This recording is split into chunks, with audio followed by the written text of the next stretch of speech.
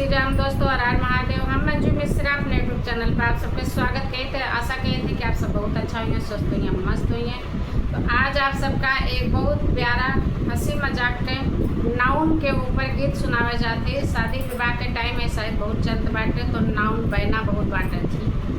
तो आप सब वही के ऊपर एक गीत सुना और कमेंट में बताइए गीत कैसे लग। जय श्री राम, हर हर महादेव।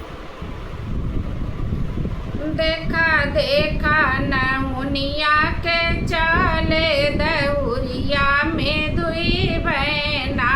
देखा देखा नमुनिया के चाले दौरिया में दुई बहना।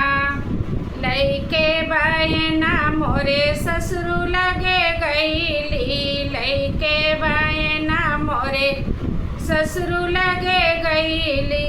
मोरे ससुरु करही बेल्हे माई दौरिया में दुई बहना। मोरे ससुरु कालिस बेल्हे माई न दौरिया में दुई बहना। देखा देखा नौनिया के चाल दौरिया में दुई बहना। देखा देखा नौनिया के चाले दौरिया में दुई बहना। लइके बहना मोरे जेठ लगे गईली। लइके बहना मोरे जेठ लगा गईली। मोरे जेठऊ कालिस बेल्हे माई न दौरिया में दुई बहना। मोरे जेठऊ कालिस बेल्हे माई दौरिया में दुई बहना। देखा देखा नौनिया के चाले दौरिया में दुई बहना। देखा देखा नौनिया के चाले दौरिया में दुई बहना। लेके बहना मोरे देवर लगे गईली। लइके बहना मोरे देवर लगे गईली।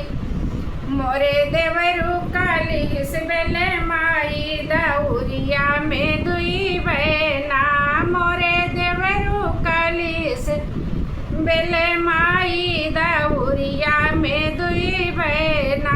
देखा देखा नौनिया के चाल दौरिया में दुई बहना। देखा देखा देखा देखा नौनिया के चाल दौरिया में दुई बहना। लइके बहना मोरे पिया लगे गईली। लइके बहना मोरे राजा लगे गईली। मोरे राजा कालिस बेल्हे माई दौरिया में दुई बहना।